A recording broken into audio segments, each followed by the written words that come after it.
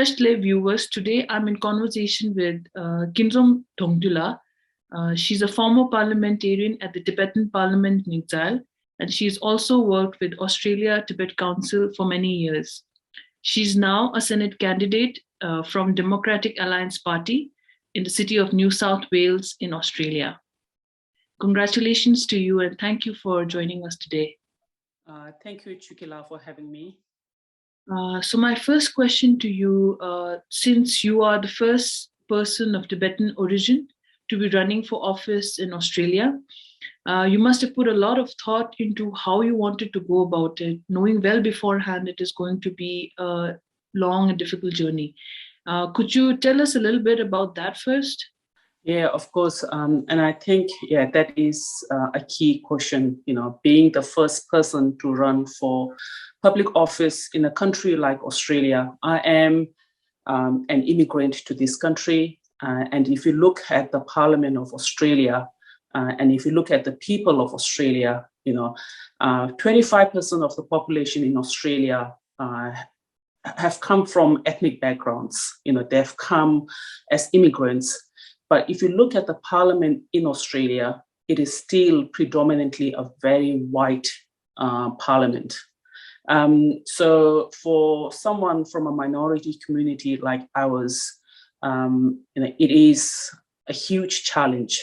But I think, for the Tibetan community in particular, we are one of the smallest communities in Australia. If you look at the other ethnic communities, whether it's the Burmese or the Afghans or the Sudanese, we are still very small and still very new to this country. And the fact that someone from our community is able to enter this political race in Australia is a huge achievement. It is not just a personal achievement, it's an achievement and a victory, regardless of the outcome of the election in a few months' time. I think it is important for all of us to recognize how important it is for someone from our community to really speak up and exercise our democratic rights and responsibilities, especially at a time, back home in Tibet. It is unimaginable for someone to really, run for office. So I think, we can very rightfully, take this opportunity to celebrate, the fact that I'm running for office. And as you said, it is not an easy feat.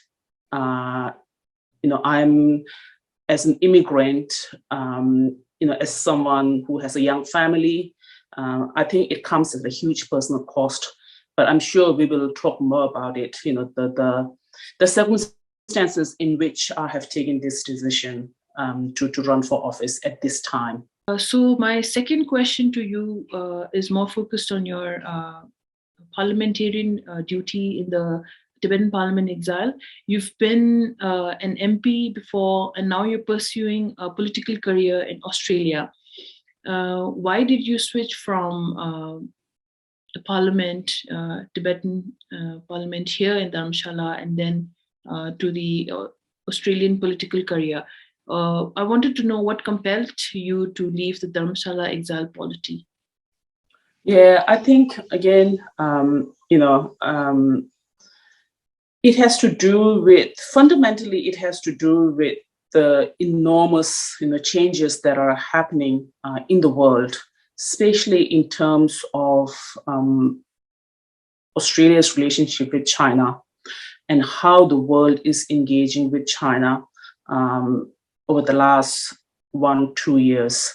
I have had the enormous privilege of working in the Tibetan Parliament in exile, and I think that will remain as one of my greatest honors of my life, being able to serve the Tibetan community as a Chitu, especially from Australia, because Australia is very special in the sense that many of our community members here are former political prisoners.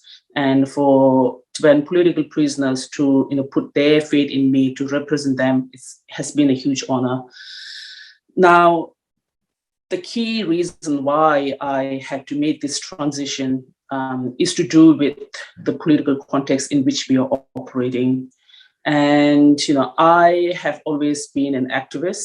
And even today, I am a candidate in the Australian election, but I am an activist political candidate. The reason I am running for public office in Australia, it's because I believe as a Tibetan activist, much of what we achieve for a cause, it really depends quite a lot in the political context in which we are operating externally, the external environment in which we are operating.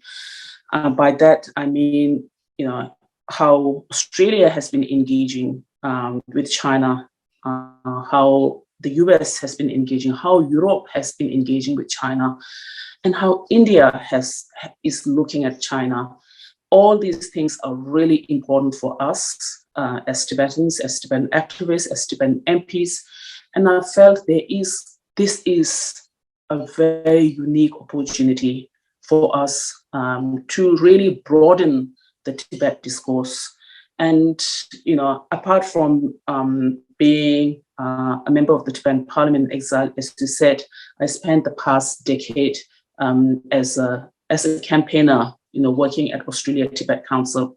And I've spent over a decade, taking the voices of the Australian Tibetan community to Canberra, the capital of Australia, where the Australian Parliament is located, really lobbying Australian politicians in good faith, talking about the importance of supporting human rights in Tibet, talking about the importance of standing up for our democratic values. But I felt, and I've learned quite a lot over those 10 years. So I was basically an outsider, as an activist, as a community leader, as a leader of a really small community, as an outsider calling for change. I was an outsider championing for change. And I felt now this is really, for change to happen, I have to get inside. I have to get inside the parliament. I have to get inside the parliament, Australian Parliament, to drive those changes, because I've spent a decade, change hasn't happened, and I want to get inside to bring those changes. So that's the second reason. And the third reason really is, of course, again, to do with the current debate on China. Of course, there is a renewed interest on China, what China is doing, how China is behaving, within its borders, outside its borders, in the region, especially in the Asia-Pacific region, etc. And also at the same time, there is heightened interest on human rights in East Turkestan. The situation facing the Uyghurs, the situation, the political situation in Hong Kong. But where is Tibet in those discussions?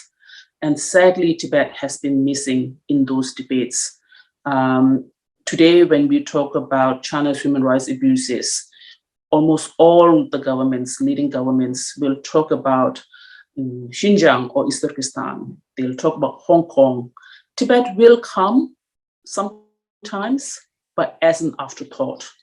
So I really want to put Tibet at the center of those discussions. When the world talks about human rights and China, I want Tibet to be to be an integral part of that discussion. And when I run for office, when I'm campaigning for office in Australia, I'm not running. Yes, I'm running as a citizen of Australia, but I'm running as a proud Tibetan Australian, bringing my Tibetan experience of China.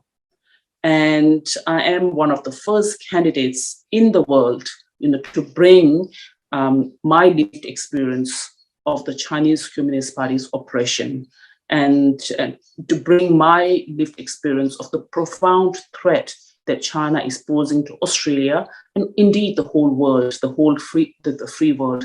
So I think, it is a great opportunity. It is an opportunity that I felt compelled to seize.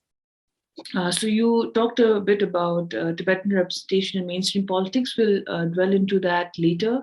But right now, we wanted to know about your party. Could you tell us why you founded this alliance and share with us a bit about the future roadmap for the years to come? Definitely. Again, this is a very, really, unique party that has come together at a really important moment of our relationship with China. When I talk about our relationship, I am talking about Australia's relationship with China. For the last 20, 30 years, the economy in Australia has continued to grow. Likewise, the economy in China has continued to grow. And as Australia and China got richer and richer together, we have seen how, support for Tibet has continued to wane.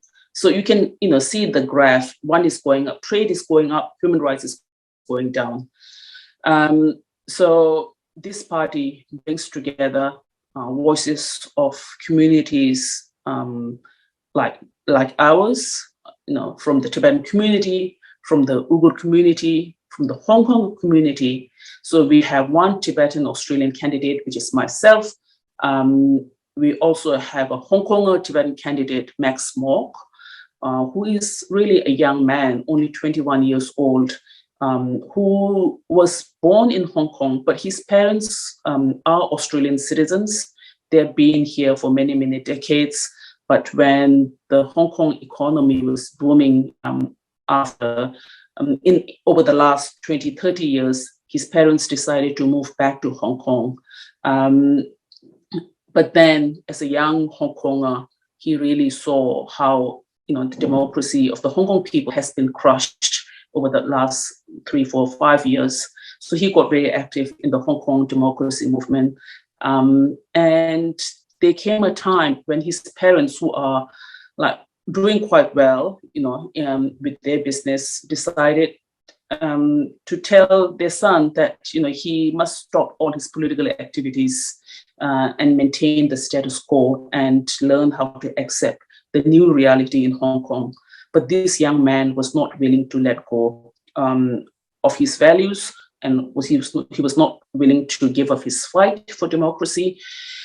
So yes, that's how he decided to fight for democracy in Hong Kong, and finally had to escape to Australia. So he is the second candidate.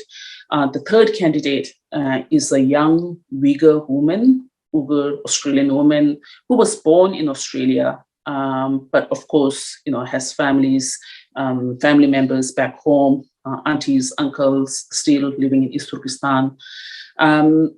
So yes, we obviously have very similar backgrounds. Now, 3 of us are joined by a young Australian man, youth activist, Dri Pavlo. Many in the Tibetan community would be quite familiar with his name and his activism.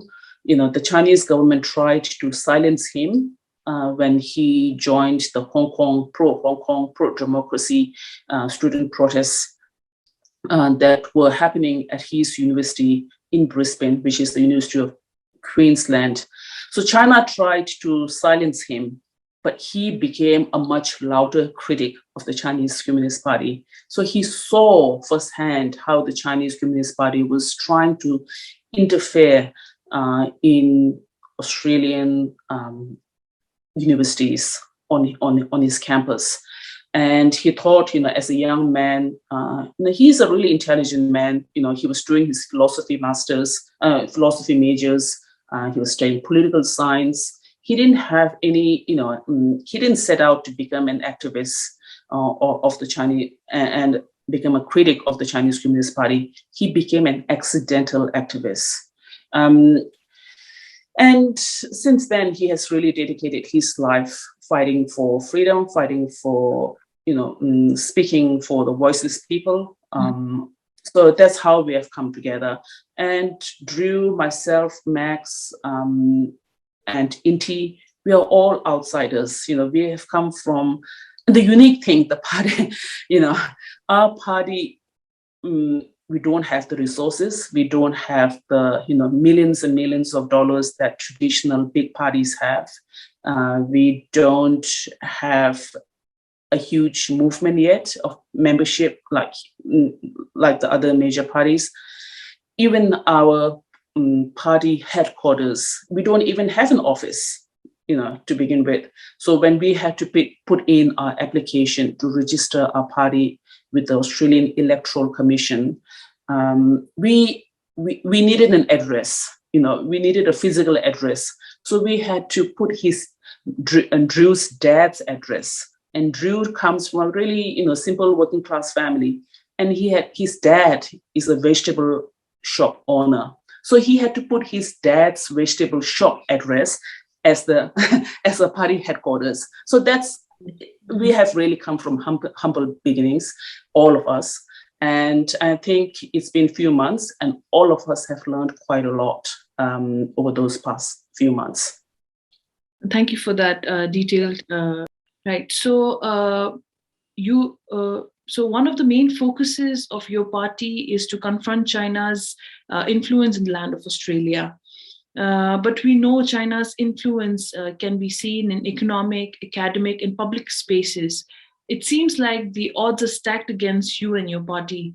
How difficult do you think it is going to be? Yeah, you're absolutely right. It is a difficult fight. It is a huge fight. But fundamentally, I believe, what I'm trying to do with this party is really trying to shift the debate on China. And if I can do that by the end of this campaign, I'm happy with that. My theory of change is really to create the conditions for change. I may not be able to bring that change in 2022, but if I can create those conditions for change in the next 3 years, next 5 years, next 10 years, I'm happy with that. Of course, I'm running to win a seat, but it is almost impossible to win a seat as a candidate of a new party, as a candidate of a minor party, as a candidate of a party with $0 in a bank account on day one. When parties start their campaign, they have millions and millions of dollars. But what we are a small party, but we have a big issue that we are fighting. And sorry, I was losing my chain of thought because I saw something there. That's okay. So what I was trying to say is the party is unique because we all are just ordinary people, activists mainly. And I'm running with a group of young Australians, and that's also important to note. I'm the oldest, obviously, in this group of candidates, and I'm running with young people because really they give me hope. They are young, all in their early 20s, mid 20s, but they are dealing with all the crises of the 21st century, whether it is the China threat, or the climate crisis, or the COVID pandemic. So they know, even though they are young, they know all these major crises. They have faced all of them all at the same time. And working with these young people, I've learned quite a lot. I've been a campaigner for the last 15, 20 years. So working with young people has also taught me to unlearn some of the things that I've been doing, in the last 5, 10, 15 years. So it's been quite refreshing to work with young people. They're passionate, they're idealistic, they're hopeful, they do not have the baggage, they are willing to take risk, and that's important. And now I think you were talking about the issues that our party is going to stand for, the platform. The main thing really is on China. China is a very important country, has been a very important country for Australia.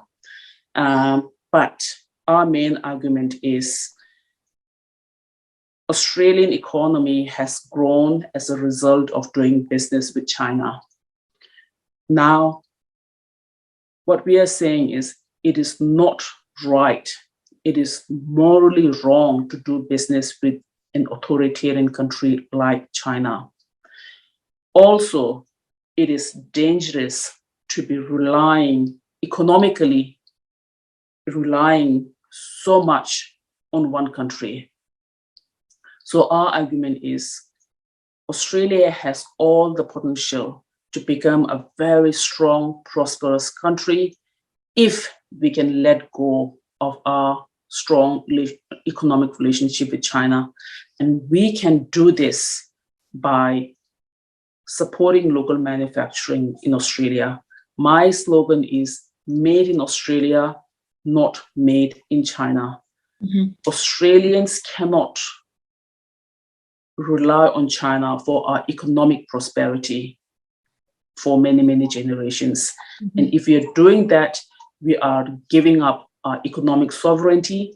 We are letting the Chinese government undermine our democracy. Because when Australia does trade with China, we may think that, okay, this is for trade, this is our economic interest, but China doesn't look at it like that. When China does trade with Australia, it is not just trade that they are looking for. They are looking for political leverage. They are looking to punish Australia when Australia doesn't behave the way China wants it to behave. And we have seen that unfold over the last 2-3 years. So it's really telling Australians that it is not too late to, chart a new path, a bold new path, and build a country that is not beholden to an authoritarian country like China. And we can do that. We have everything we need to do that here in Australia at this time. All it takes right now is that political vision, political clarity, and political courage. And that's what we are trying to do with this party, to really push the debate and create those conditions for change. So you've already touched upon it a bit, but you told me the last time I interviewed you, right after you had announced your candidacy, quote, "It is very important for us Tibetans to sit at the decision-making table on the China debate that is happening in this country right now." In the West, we've had Putila Kapoche from Canada, and recently Aftab Puraval won the mayor race in the US. This has been a very interesting development in the diaspora. Is it right to say that you are the ones pushing the boundaries when it comes to Tibetans having a say in mainstream politics? I think, I hope that, with my entry into Australian politics, one of the main reasons why I'm doing this, it's all about, helping or inspiring young Australians, the young generation, to really be more ambitious, to be bolder in what we do, because Tibet activism, again, as last year, after spending a decade working at Australian Tibet Council and having served in the Tibetan Parliament in Exile, I left both those roles and went on to work at Amnesty International. So, it really gave me a good opportunity to look back on my work in the Tibet movement. And I was looking at a movement from a really good vantage point. I was an insider as a Tibetan, obviously you're part of the movement, but I was not working on the Tibet issue like I used to prior to that for 10 years, every single day. I was more of an outsider looking at the Tibet cause. And it was at that time when I was working at Amnesty International, working on a range of global human rights issues, I've really felt like we need to mainstream the Tibet issue. We need to get into the more global discussions because our activism has become really small, very insular. we are not able to reach out to new audiences. And how can we do that? And one way is to really put yourself out there. And that's what I'm trying to do. So my last question to you is a bit personal. The last time we talked, you said, I'm a Tibetan, but I'm also an Australian citizen. And you've said that on many platforms. Since you are an immigrant striving for a space in Australian politics, is there an identity crisis that many first generation immigrants face? And if so, how do you navigate that? No, I've never felt that. I am a very proud Tibetan Australian, and I think that is the strength of this country. If you look at Australia, there have been three phases. Of course, it starts with the First Nations people of Australia, the Aboriginals. They are the one who have been here since the very beginning. Australia is home to the oldest living civilization, living culture. Aboriginals have been here for the last 65,000 years. And then came the British and the European settlers and the colonizers 200, 300, 250 years ago.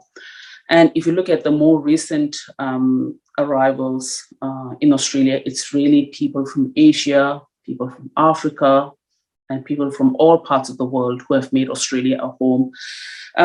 So I think here it is a very much multicultural society. But as I said at the outset, Australia itself is very multicultural. It's home to people from 200 different countries.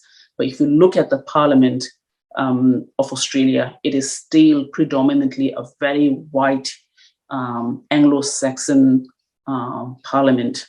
So I think,